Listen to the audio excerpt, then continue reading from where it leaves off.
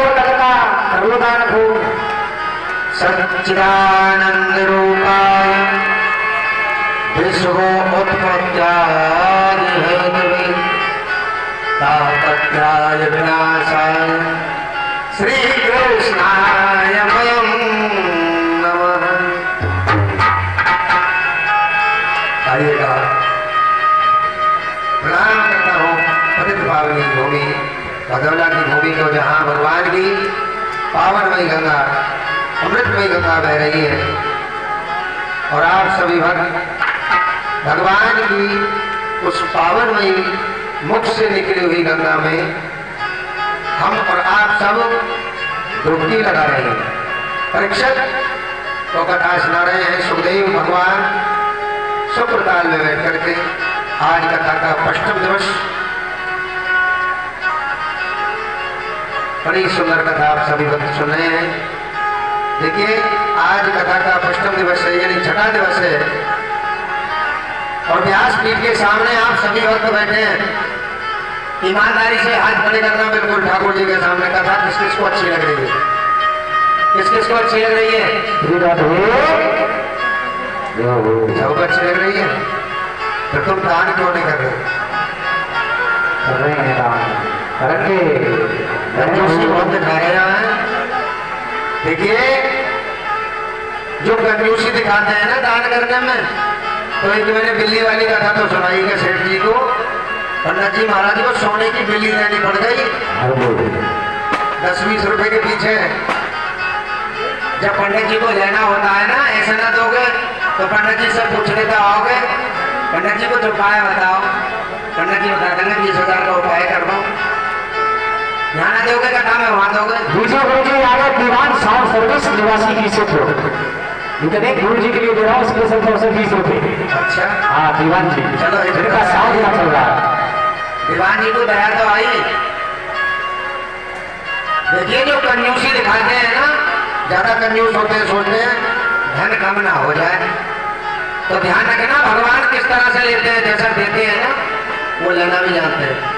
आइए कथा सुने, उससे तुम्हें पता चल जाएगा कि भगवान कैसे लेते हैं। एक सेठ जी थे बहुत कंजूस, और इतने कंजूस कि वो ये ना सोचे कि 1 रुपया खजाने में से निकल ना जाए। निकल गया तो खजाने में कमी आ जाएगी। अमावस्या का समय आया, माह की अमावस्या, तो गांव से सभी भक्त गंगा स्नान करने जा रहे हैं। तो सेठानी बोले सेठ जी से कि सेठ जी, बोले हाँ देखिए माह का महीना चल रहा है, सब स्नान करने जा रहे हैं गंगा जी, तुम भी चले जाओ। तो सेठ जी बोले हाँ, पैसा तू देगी? 10 रुपए तो ऑटो रिक्शा वाला लेगा, मेट्रो रिक्शा वाला। और वहाँ पंडित जी बैठे होंगे घाट में, उन्हें भी 10-20 रुपए देने। भैया माफ करो, हमरा ना रहे, खजाने में कमी आ जाएगी। और सेठानी बोली महाराज चले जाओ, देखियो सब जा रहे हैं। अच्छा चला जाऊंगा, लेकिन शर्त एक होगी। बोले क्या? यहाँ से गंगा जी 10 किलोमीटर है, पैदल जाऊंगा। हाँ, 1 रुपया जाना ना पड़ जाए।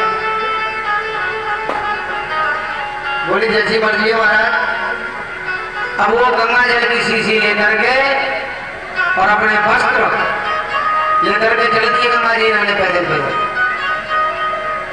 10 किलोमीटर गंगा जी थी, पहुंच गए गंगा जी पे। और जैसे ही गंगा जी पर पहुंचे, अब बोले यार अगर इसी घाट पे नहाता हूं तो यहाँ पंडित जी महाराज बैठे हैं।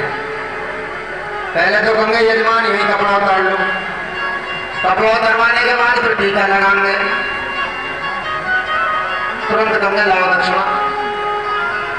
बात बढ़िया नहीं रहेगी, धन में कमी आ जाएगी। इसलिए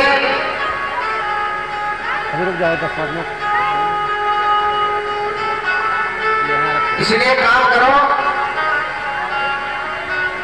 कि इस घाट पे तो सब नहा ही रहे हैं, कुछ दूर चल रहे हैं जहाँ कोई ना आ सके। अब वो धीरे धीरे कहाँ पहुंच गए? जहाँ शमशान घाट था, चिताएं जलती थी।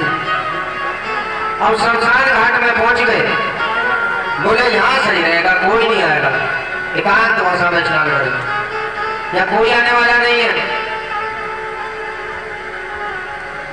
और जैसे ही उन्होंने वस्त्र उतारे और पहली डुबकी लगाई, तो आप सब भक्त जानते हैं शमशान घाट में कौन रहते हैं? किसको पता है? किसको पता है कौन रहते हैं? बताओ जोर से। कौन? शनिदेव, महादेव। जय हो। शमशान घाट के वासी हैं महादेव। अब जैसे ही पहली डुबकी लगाई, भोले बाबा बोले अच्छा भाई कंजूस सेठ जी, पंडित जी की दक्षिणा की वजह से यहाँ आ गए। तो पहली डुबकी सेठ जी ने लगाई, भोले बाबा ब्राह्मण का रूप धारण करके आए, बोले लाओ यजमान दक्षिणा। बोले यार इधर उधर हमने देखा, यहाँ तो कोई आने का मतलब ही नहीं, शमशान घाट, लेकिन यहाँ कैसे आ गए? भाई हमारी समझ से तो बाहर है कहानी। भोले बाबा बोले मुंह की तरफ मत देखो, लाओ दक्षिणा।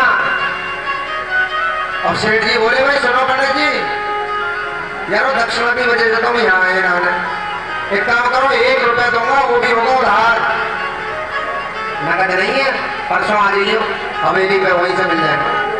भोले बाबा बोले बेटा मेरा भी नाम भोलेनाथ है। हेलो, और ये श्रीमान जी कुलदीप कुमार चौहान प्रेमी, ये 101 रुपये का दान भगवान के खाने कर रहे हैं। सदा जय जयकार हो, कल्याण हो, वृंदावन बिहारी लाल की जय हो। चिंता मत करो, कंजूस सेठ जी की कहानी चल रही है अभी तक कहानी, अगर कथा को ध्यान से सुनोगे तो अभी नहीं शुरू करोगे। भोले बाबा बोले चल तू घर पहुंच। अब सेठ जी घर पहुंच गए। 1 दिन हुआ, 2 दिन हुआ, तीसरे दिन भोले बाबा ब्राह्मण का रूप धारण करके पहुंच गए पंडित सेठ जी के घर। बोले कहाँ गए सेठ जी? अब सेठ जी बड़े होशियार है।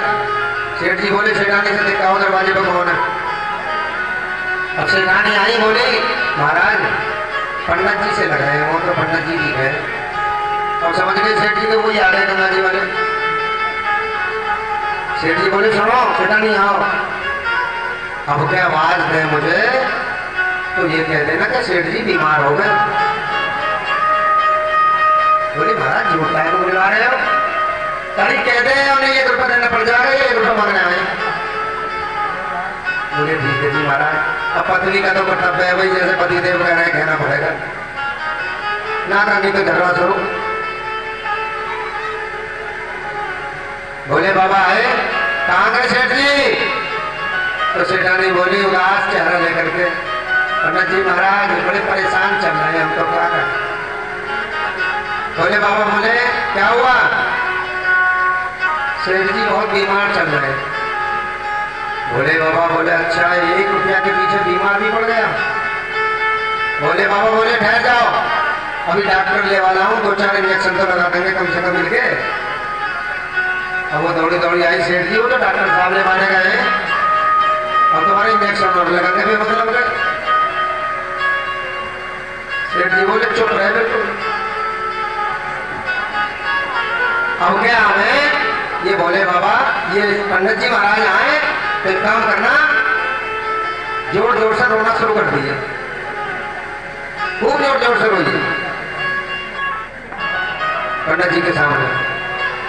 और जब पंडित जी पूछा रहे क्यों रो रही हो,